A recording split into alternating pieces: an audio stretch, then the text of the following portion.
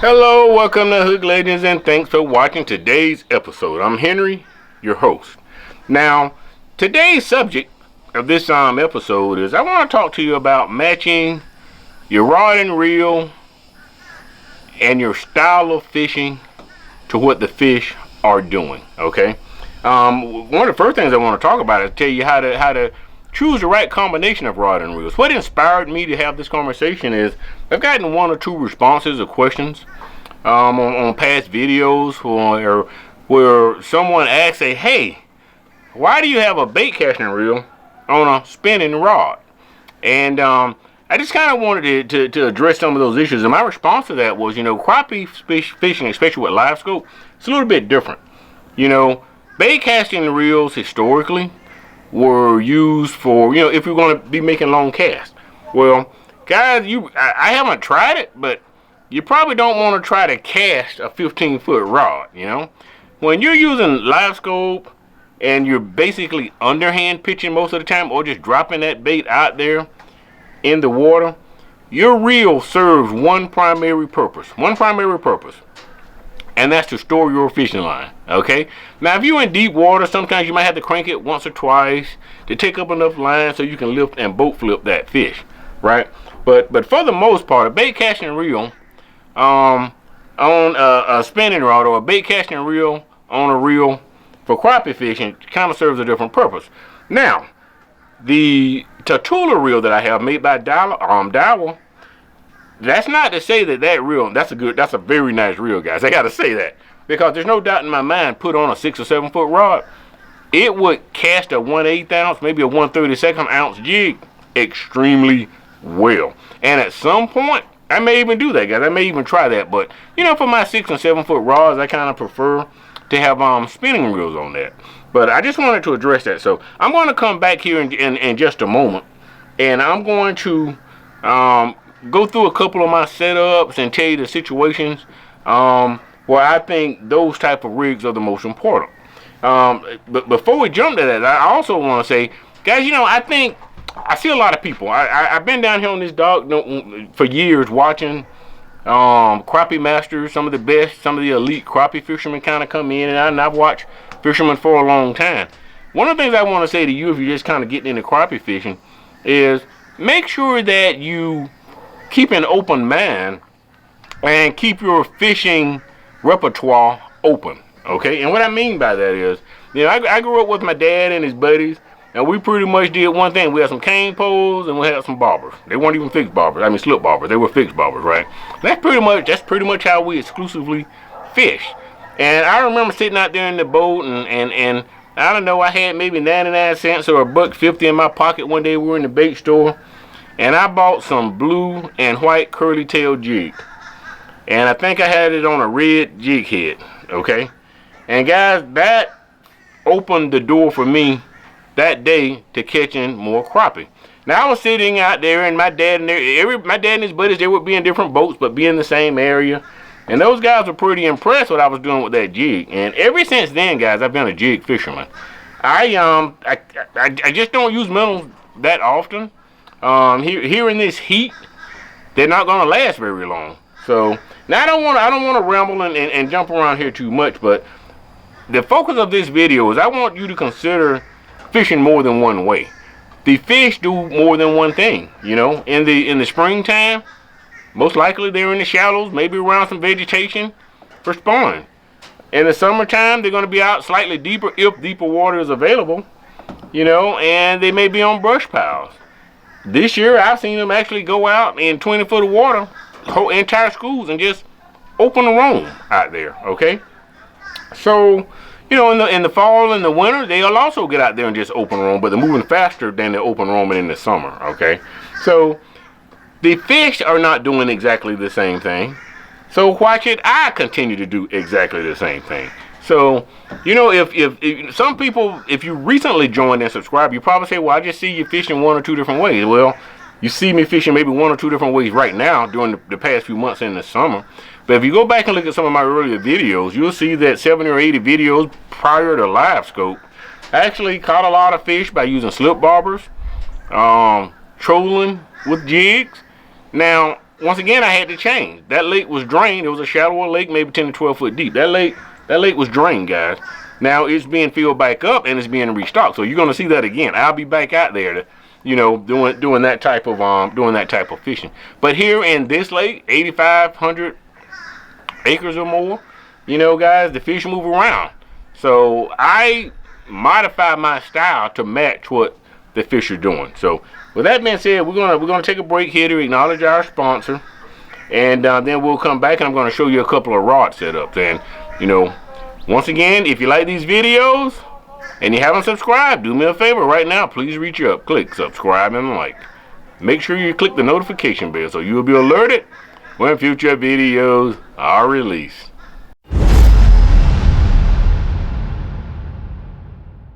Okay, so let's get started. First thing I want to show you, now I'm just going to show you my three basic rod and reel combinations that I have today. And the first one I want to show you is this is an ACC GS 08M, okay? And this is an 8-foot rod, and as you can see here, I have it paired with a Fluger 25 reel, okay? Great combination, guys. Great combination. Now this is what you can see. I have this one fixed up with a jig here, and this is pretty much what I use, I don't know, 95% throughout the summer. And the reason being, in the summertime, the fish tend to gather up into large mega schools. You can even find some smaller schools on isolated stumps. And a lot of times I have my bimini top up and I have my umbrella up. So for reasons other than what the fish are doing, I use this particular rod and reel because I can kind of get out and cast around the umbrella and stuff, and I can still set the hook. I can jump out, slide to the side, and retrieve the fish back in. But more importantly, guys, for casting, this rod and reel combo is super smooth for casting. Now, I always, throughout the summer, guys, I use a 1/32 ounce jig head, okay? And sometimes I even go down to a 164 because the fish don't want to chase. They're hot, okay? They're exhausted. They're thinking about survival, and they don't want to move real fast. So you want to keep your presentation real slow. So I use 6-pound test mono, 6-pound test fluorocarbon line, and made by ACC. And once again, the 1/32 ounce jig head. Now I'm going to show you my next rod. Then I'm going to come back and I'm going to hold both up at the same time and give you a comparison. So, my second rod, okay, this is a GSM 08M. Now, this is a medium action and 4.3 ounces, okay? I want to look for real quick because I want to see what the action on this one is. The action on this one is, it doesn't say what the action is, medium fast, okay? It says medium fast on the casting rod. But here's the biggest difference, guys. If you look at this particular rod, and I have this one with a Shimano reel. This one I don't cast with as much. Now I happen to have this one set up, guys. I went bluegill fishing, okay? And I haven't switched it out yet. And my other rod that's set up with a slip bobber, I walked off and left it at the house. So, but this is the outfit I normally use with a slip bobber, okay? And the reason being, if you take a look at the guides on here, these are both 8-foot rods. You take a look at the guides on here, you see they're much bigger all the way down, okay? All the way down, the guides are bigger. Whereas on the other rod, you'll see it has these little tiny guides. You see that? See how small those guides are? So when you are purchasing the rods, and I love these 8-footers, make sure if you're going to be just casting, hand casting, you pick the one with the small eyes, and it's going to be super smooth, guys. Super smooth when you cast that. I remember the first time I tossed, I think it was a 5'6" or a 6-footer. Oh, I was just amazed at how smooth it went out. Now, if you're going to be setting up a slip bobber, you want to make sure you get this one with the larger eyes on it, because you're going to have some bobber stoppers on your line, so that when it gets to it, the slip bobber will stop descending, whatever your weight and your bait is going to stop descending down. Well, with the smaller eyes, you're going to feel the resistance a little bit more on those bobber strops when it goes through those smaller eyes. But the larger eyes, and they're larger all the way down, they're simply going to give you a smoother cast when you're going to have those bobber stalks tied on your line. So make sure those are the two big differences, guys, between these two 8-foot rods. So now, and I'm going to show you one more outfit, and this is the outfit that someone had a question about. You know, ACC, one of the latest lineups to the ACC arsenal is this 15-footer. Now this one has a cork handle on it, and I love this rod, guys, and I have it here equipped with a Daiwa Tatula reel, and once again 6-pound test ACC fluorocarbon line, copolymer line, okay, and it's been great. So I like this rod when the fish are actually out, especially in the, let me put this down, when they're in the fall and the winter time, and even now they're doing some weird stuff out here, guys, and it's like you will have large schools that get out there and just open roam. So instead of trying to cast, especially when you're in windy conditions, you're trying to hit a spot, a school's like 25 feet over that way or 20 feet over that way, and if you think one of these shorter rods and you cast over there, if you happen to miss the spot, especially if the wind's going to blow your line off and stuff, think about it. You got to wind it all the way back in. You got to wind in 25 foot of line. These fish are not just sitting there camped out waiting on you to put a jig over there in front of their face. So the longer rods, I'm a whole lot more accurate with it, because instead of coming over the shoulder by casting, I'm basically pitching it out. I'm pitching it straight out, guys. Pitching it straight out. So my accuracy is going to be a whole lot better when I'm pitching that longer rod. Not to mention it's got a lot of backbone to it. Once I hook the fish, I can get those fish up and away from that school so it doesn't scare the rest of the fish in that school away. If you can get them up and away quick and in the boat, you can continue to follow that school. Guys, I have literally in this lake, you know, the Occoquan River runs through this lake. On one side you have Gaston County, the other side you got Leon County. I have literally tracked a school of fish from the Leon County side into the river, over into Gaston County, from Gaston County back into the river, and back over into Leon County over in the 3 foot of water, okay? So you want the ability to be able to chase fish, and you need to be able to, oh, and by the way, I was catching fish doing each one of the legs of those trips, guys. So you want a rod where you can put it out there and you can have some high degree of accuracy. So I kind of think I've went through enough detail on matching your rod to your style. And once again, I encourage you to practice several different methods, guys. You need to be able to effectively use slip bobbers, okay? You need to be effectively be able to cast a jig on the fish. You also need to be able to do high speed chasing out in open water. Now I see a lot of people, guys, they become very good with most of these methods of fishing. Somehow and once again, I have an advantage, guys. I have 2 boats. One, the transducer is on a pole that I turn with my hand, so I can spot lock it when I'm on a brush pile and just operate it with my hand separately. And then when they're in open water, you're gonna see me in that bass boat over there, because the transducer for live scope is on the trolling motor. So I just turn the trolling motor towards the fish and go straight at them. The fish go right, I go right. Fish go left, I go left. Okay. So but once again, I have to have one. That's when I prefer having this longer 15 or 16 foot rod to be able to precisely put it on a fish, you know, in order to trigger that bite. So guys, I'm gonna go out and see if I can maybe catch, you know, 1 or 2 fish before it gets too late.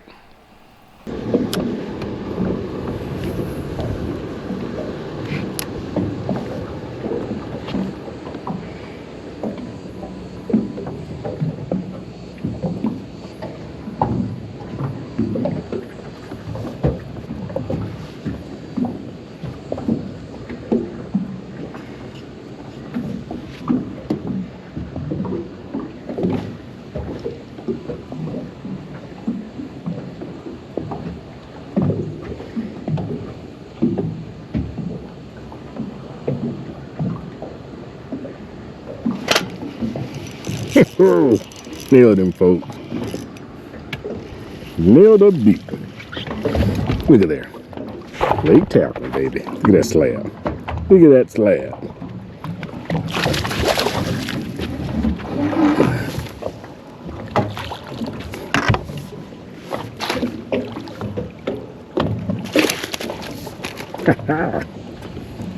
This is how we do it. This is how we do it, people.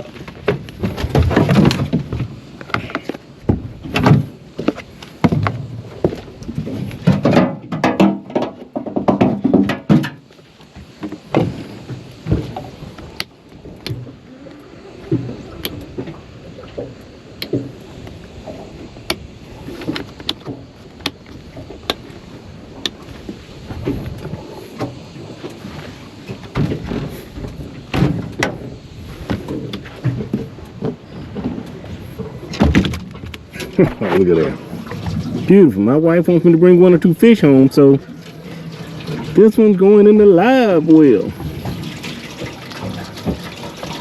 Beautiful, beautiful fish.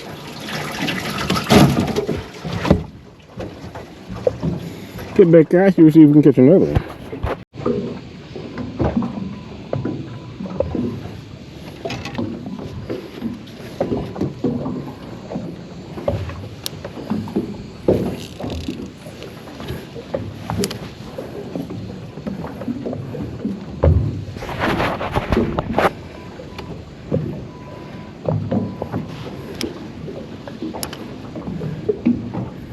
Wife wants some groceries, y'all.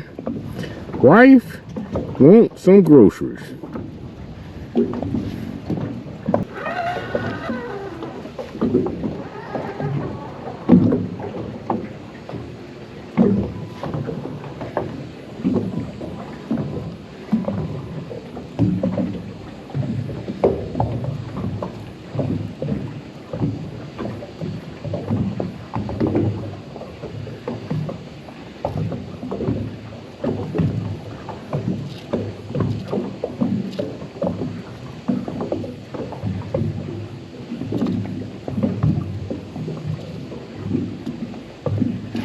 Got him. Nailed him. Nailed him, y'all. Hook legends, baby. Ah, yeah. Wife said all the groceries. I said okay. All the groceries? Okay. Beautiful fish.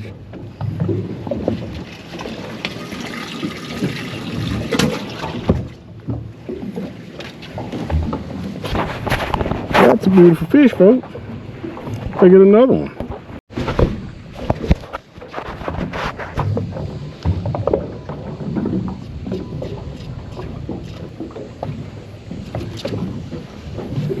Yeah, the crappie and the catfish always get in there and kind of hang out together. I wish they wouldn't.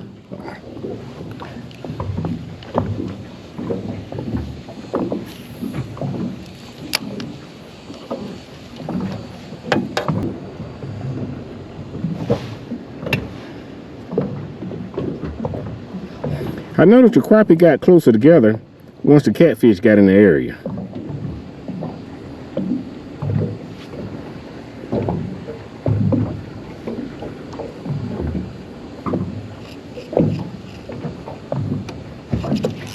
No!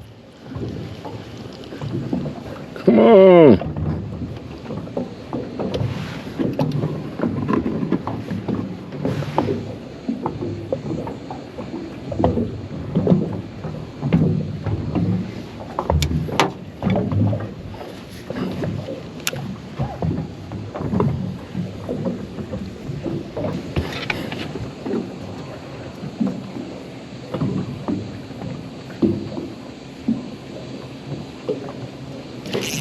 Oh man, hooked him and lost him. Oh.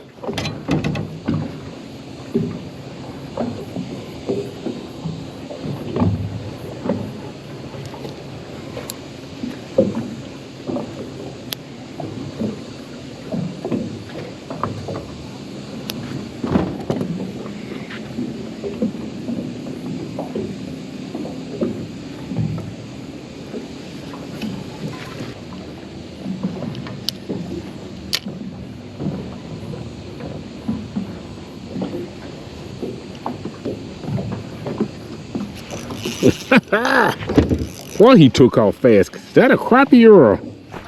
Oh, yeah. Oh, yeah. Yes, sir. Yes, sir. Woohoo. Nice fish, folks.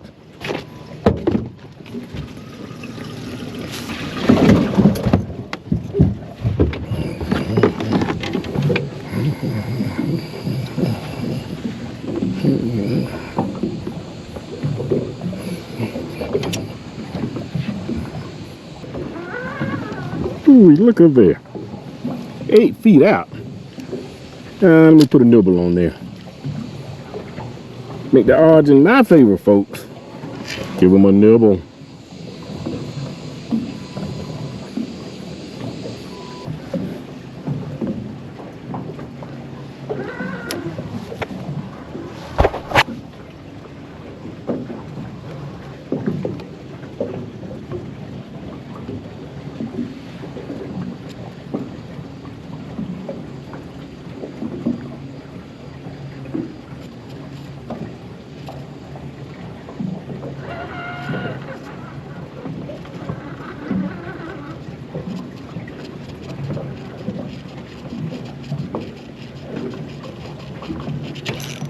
Ah, nailed him.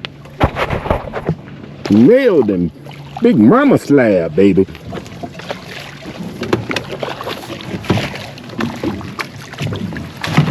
Nailed him. Look at here, folks. Look at there. Hook ledges, baby.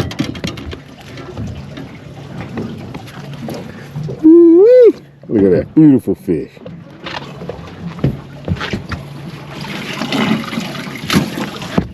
I was having camera issues here. Caught a few fish already and didn't get them on the hook set. Let's get this one back in. See if I can do a better job operating the camera.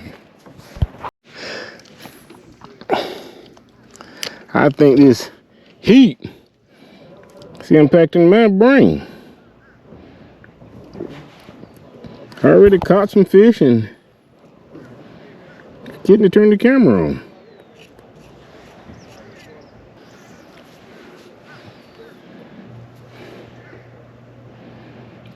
These might be bluegill or smaller crappie. But a fish is a fish.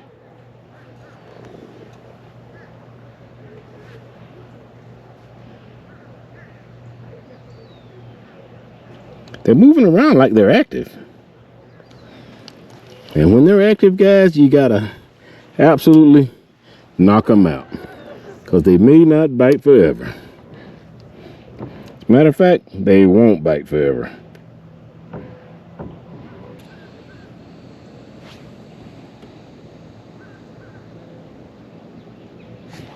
There we go.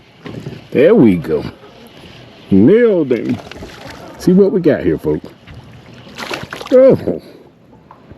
Uh-oh. That one got off, but I think that's going to make a good slow motion video.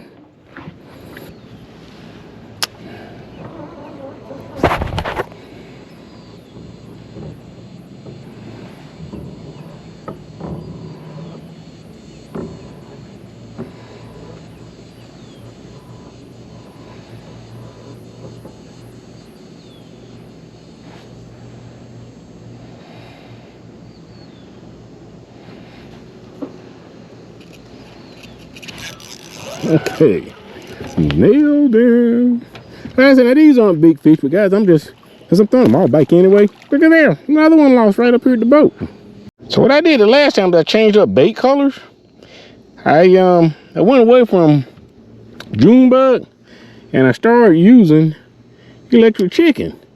And the electric chicken, they seem to be a little bit more aggressive towards that particular bait. So let's see how we do on this cast.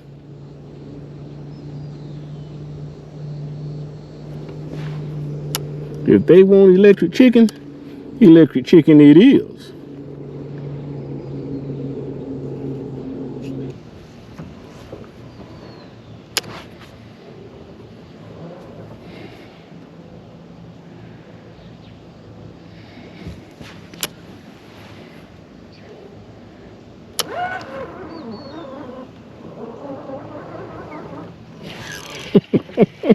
taking candy from a baby.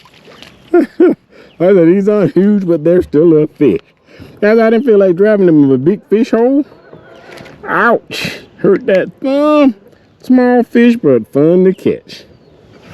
Small fish, fun to catch, guys.